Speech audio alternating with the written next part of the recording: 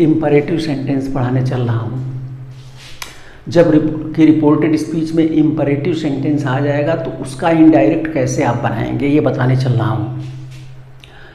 पहले तो आप ये जानिए इम्परेटिव सेंटेंस क्या है। पहले भी मैं बता चुका हूँ, फिर एक बार बता दे रहा हूँ। वह वाक्य जिसमें आदेश दिया गया हो या प्रार्थना किया गया हो या सलाह दिया गया हो, इम्परेटिव सेंटेंस होता है। और यह वाक्य हमेशा क्रिया से प्रारंभ होता है, इसका कर्ता यू छिपा रहता है। जैसे सिट डाउन, बैठ जाओ, क्रिया से शुरू हो रहा है सिट डाउन। स्टैंड अप, खड़े हो जाओ, क्रिया से शुरू होता है। ओपन योर बुक, अपनी किताब खोलो, क्रिया से शुरू हो रहा है। प्लीज़ हेल्प द पुअर, कृपया गरीब की मदद करो, ये भी क्रिया से शुरू हो रहा है। प्लीज़ भर लगा हुआ है पहले। तो ऐसे वाक्य जो होते हैं वो इम्परेटिव सेंटेंस होते हैं। तो ऐसे वाक्य अगर आ जाएं तो इनको आप कैसे बदलेंगे। अब आप लिखिए नियम लिखिए, कॉपी खोल लीजिए, नियम लिखिए।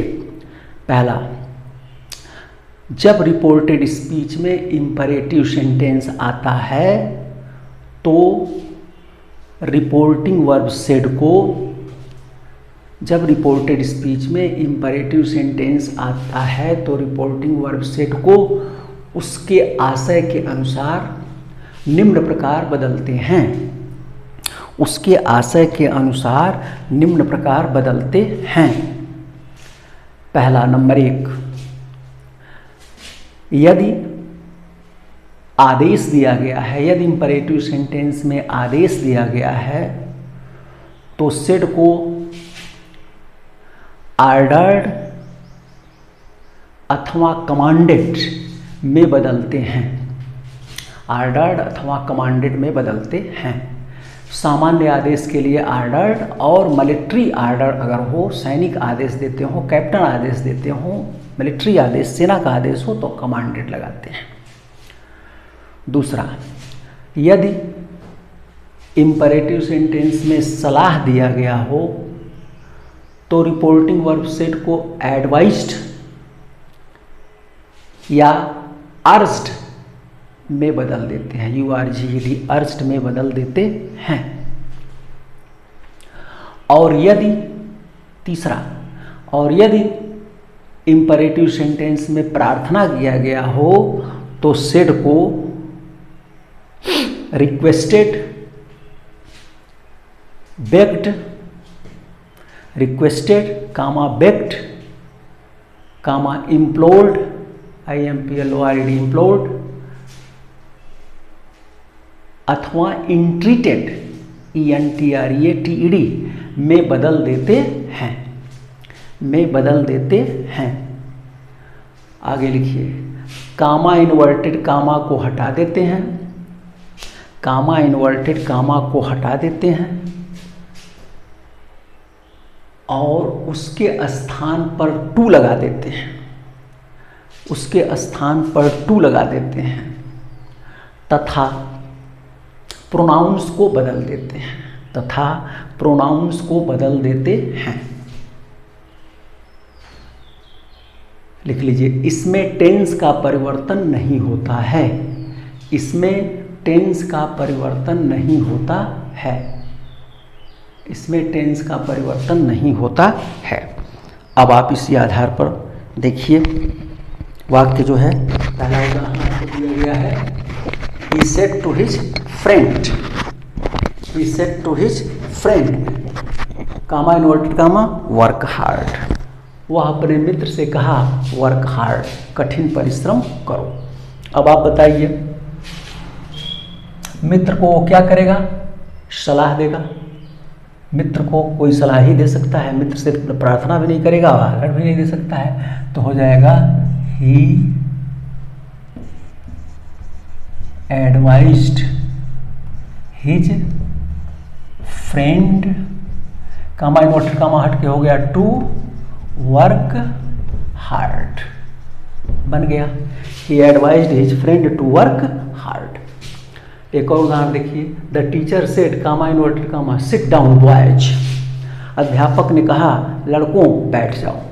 आपको पहले ही बताया गया है कि जब रिपोर्टेड स्पीच में वोकेटिव केस आता है। वोकेटिव केस माने किसी का नाम लेके हम संबोधित कर दें, कह दें, किसी का नाम लेके उसे कुछ कहें तो वोकेटिव केस होता है। तो वह वास्तव में रिपोर्टिंग वर्ब का ऑब्जेक्ट होता है, क्योंकि उसी से बात कही जाती है, तो वो रिपोर्टिंग वर्ब में ऑब्जेक्ट के जगह लग जाता है।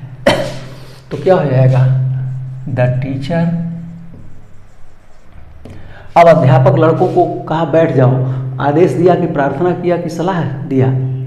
अध्यापक हमेशा आदेश देगा, तो हो जाएगा the teacher ordered boys, comma inverted comma हट के हो गया टू सिट डाउन। बन गया, आसान है, कोई दिक्कत नहीं है। एक उदाहरण और देखिए, the captain said to soldiers move on. कप्तान ने सैनिकों से कहा मूव ऑन, आगे बढ़ो, प्रारंभ करो। तो कैप्टन क्या करेगा, आदेश देगा, और मिलिट्री आदेश है, सेना का है, तो कमांडेड हो जाएगा। द कैप्टन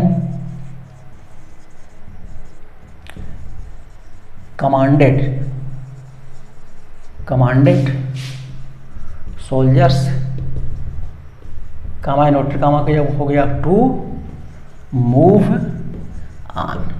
बन गया। ये देखिए, इसमें प्लीज लगा हुआ है, काइंडली लगा हुआ है, ये इसमें सर लगा हुआ है। तो इसके लिए एक नियम लिख लीजिए फट से, लिखिए, जब इंपरेटिव सेंटेंस में सर, प्लीज अथवा काइंडली लगा रहता है, जब इंपरेटिव सेंटेंस में सर, कामा, प्लीज अथवा काइंडली लगा रहता है, तो इसमें प्रार्थना किया गया रहता है, अतः रिपोर्टिंग वर्ब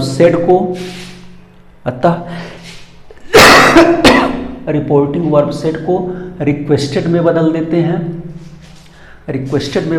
हैं, तथा कामा इन्वर्टेड कामा हटाकर टू लगा देते हैं, एवं प्लीज काइंडली एवं सर को हटा देते हैं, तथा प्रोनाउंस को बदल देते हैं। एक बात और याद रखिए, इंपरेटिव सेंटेंस में सर आने पर रिक्वेस्टेड हो रहा है, लेकिन इंपरेटिव सेंटेंस के अतिरिक्त अन्य सेंटेंस में आएगा, जैसे असर्टिव सेंटेंस में आएगा, इंट्रोगेटिव सेंटेंस में आएगा सर, तो इनडायरेक्ट बनाते समय सर हटाते हैं, लेकिन रिक्वेस्टेड नहीं लगाते हैं। तब जो है रिपोर्टिंग वर्ब से पहले या उसके बाद या उस रिस्पेक्टफुली या पोलाइटली लगाते हैं। ये असर्टिव सेंटेंस में मैं आपको बता चुका हूँ, रिस्पेक्टफुली या पोलाइटली लगाते हैं, लेकिन जब इंपरेटिव सेंटेंस में रहेगा तो रिक्वेस्टेड होगा। तो हो जाएगा द स्टूडेंट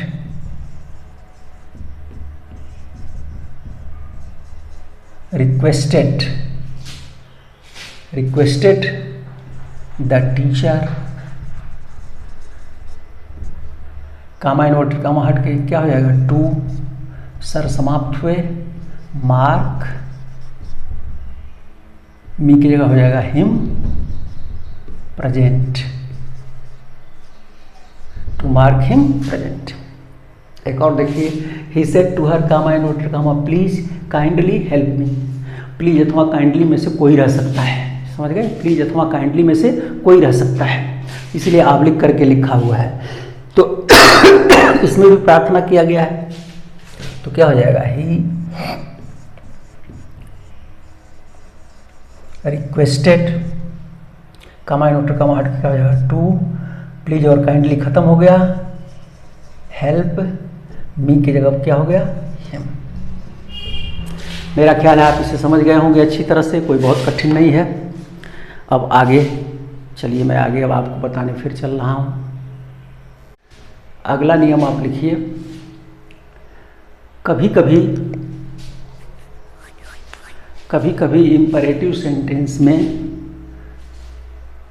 इंट्रोगेटिव सेंटेंस आते हैं, अर्थात उसका बनावट बिल्कुल इंट्रोगेटिव सेंटेंस की तरह से होता है। वे इंट्रोगेटिव सेंटेंस ही होते हैं, किंतु ऐसे वाक्यों में विनम्र प्रार्थना किया गया रहता है। किंतु ऐसे वाक्यों में विनम्र प्रार्थना किया गया रहता है। अतः वे भले ही आकार में इंट्रोगेटिव दिखाई देते हैं,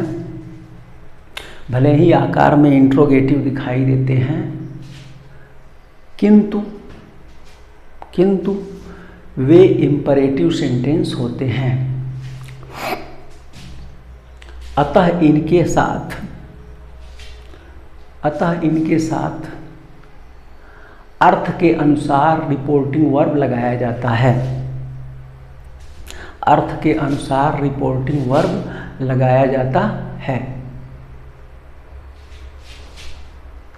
अतः इनके साथ अर्थ के अनुसार रिपोर्टिंग वर्ब लगाया जाता है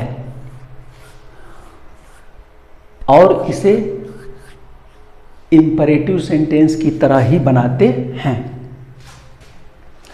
जैसे उदाहरण देखिए, जैसे है he said comma inverted comma would you please give me your pen. प्रश्नवाचक चिन्ह इन्वर्टेड कामा बंद, इसमें प्रश्नवाचक चिन्ह भी लगा हुआ है, तो इंट्रोगेटिव सेंटेंस है ही और सहायक क्रिया वुड से शुरू होता है।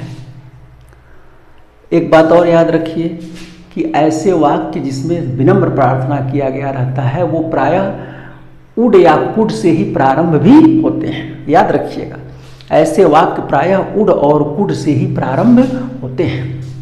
देखिए उड से ही प्रारंभ है तो हो जाएगा ही रिक्वेस्टेड। सेट की जगह क्या हो जाएगा, रिक्वेस्टेड कामा इन्वर्टेड कामा हट के हो जाएगा टू, और वुड यू प्लीज खत्म हो गया, गिव मी की जगह क्या हो जाएगा हिम, योर के स्थान पर सेकंड पर्सन कर्म के अनुसार कर्म है नहीं तो थर्ड पर्सन हो सकता है his pen. He requested to give him his pen बन गया। एक उदाहरण और देखिए यहाँ, he said comma inverted comma could I use your phone. Could I use your phone, ये भी कुड से शुरू है और इंट्रोगेटिव वाक्य है, प्रश्नवाचक चिन्ह लगा हुआ है। अब इसको भी हमको बनाना है तो इसमें भी जो है वही नियम लगेगा, प्रार्थना ही किया कर रहा है तो क्या हो जाएगा, ही रिक्वेस्टेड, कुड आई खत्म हो गया, to use your second person कर्म के अनुसार कर्म है नहीं तो फर्स्ट पर्सन या थर्ड पर्सन हो सकता है my phone. He requested to use my phone, इस प्रकार ये हो सकता है।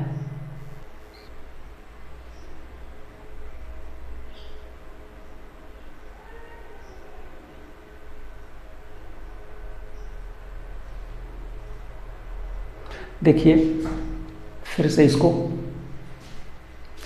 ये उदाहरण है, she said comma inverted comma would you like to have tea with me. उसने मुझसे कहा क्या आप मेरे साथ चाय लेंगे, चाय पीना पसंद करेंगे। तो इसमें जो है वो क्या कर रही है, इनवाइट कर रही है, तो हो जाएगा she invited me to have tea with her. अब आप इसको ऐसे भी कर सकते हैं कि अगर इनवाइटेड भूल जाए तो रिक्वेस्टेड कर सकते हैं, she requested me to have tea with her, ये भी हो सकता है। एक उदाहरण और यहाँ देखिए, he said to them comma inverted comma would you like to sit down. Would you like to sit down, he said to them, वह मुझसे कहा would you like to sit down, क्या आप मेरे साथ बैठना पसंद करेंगे। यहाँ भी वही प्रार्थना है तो हो जाएगा ही रिक्वेस्टेड टू, ये खत्म हो गया, would you like to sit down, he requested to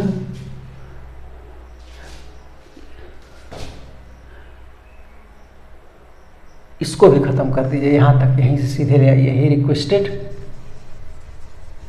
to sit down, ये हो जाएगा he requested to sit down. अब देखिए एक नियम है, थोड़ा सा लिख लीजिए। यदि इंपरेटिव सेंटेंस में दो क्लॉज आते हैं, उसमें इफ से एक क्लॉज जुटा हुआ है, इफ से एक क्लॉज जुटा हुआ है, तो ऐसे वाक्य को बनाते समय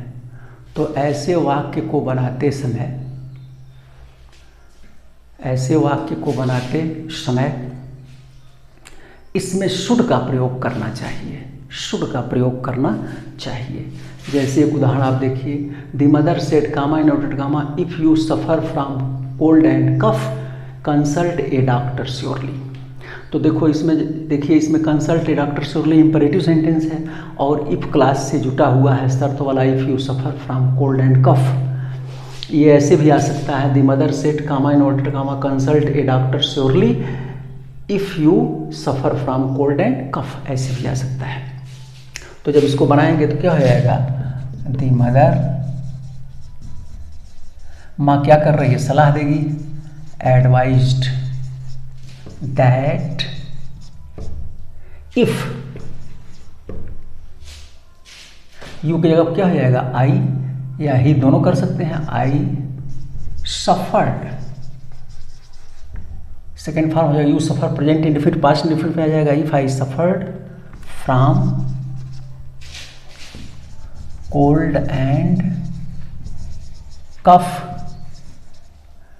कामा आई शुड, यही शुड लगेगा, कंसल्ट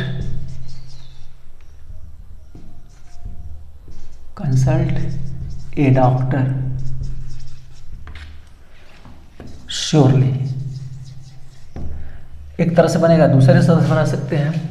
इस वाक्य को पहले ला करके कंसल्ट ए डॉक्टर श्योरली को, तो क्या हो जाएगा, the mother advised to comma inverted comma हो जाएगा to consult a doctor surely, a doctor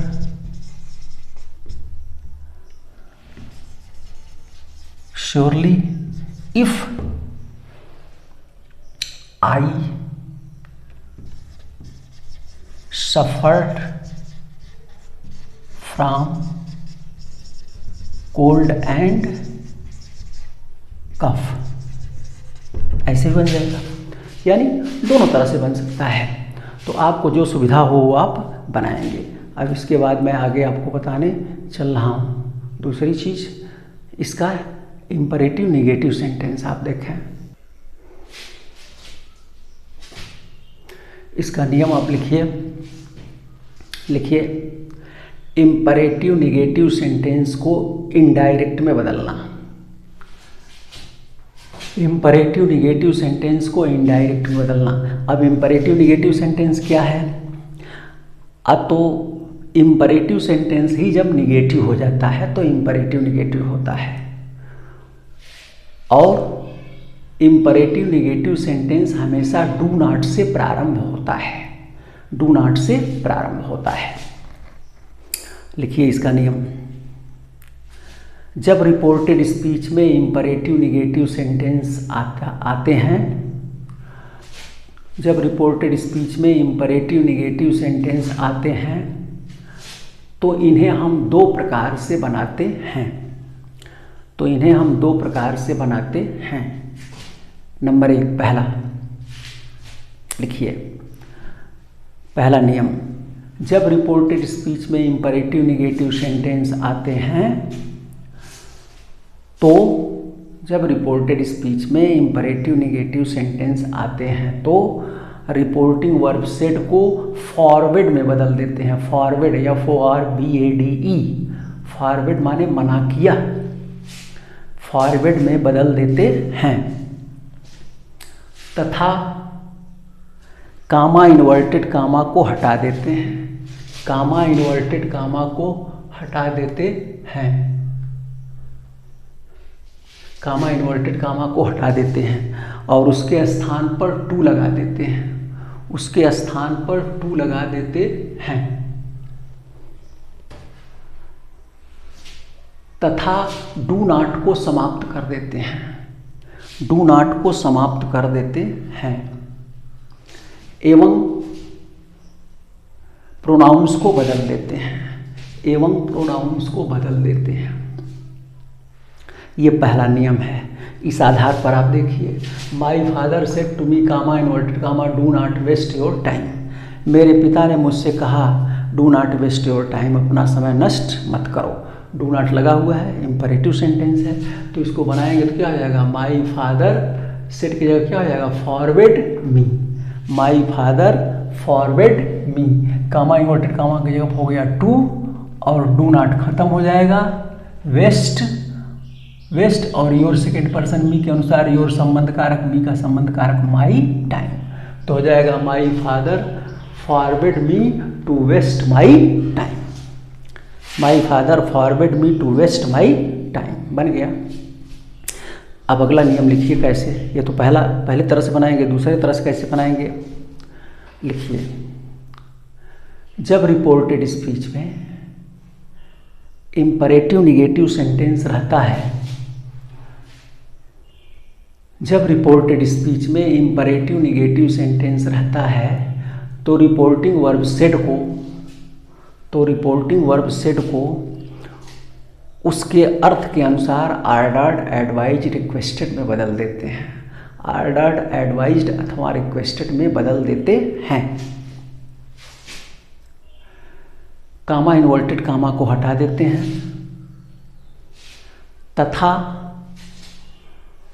do not में से डू को हटा देते हैं,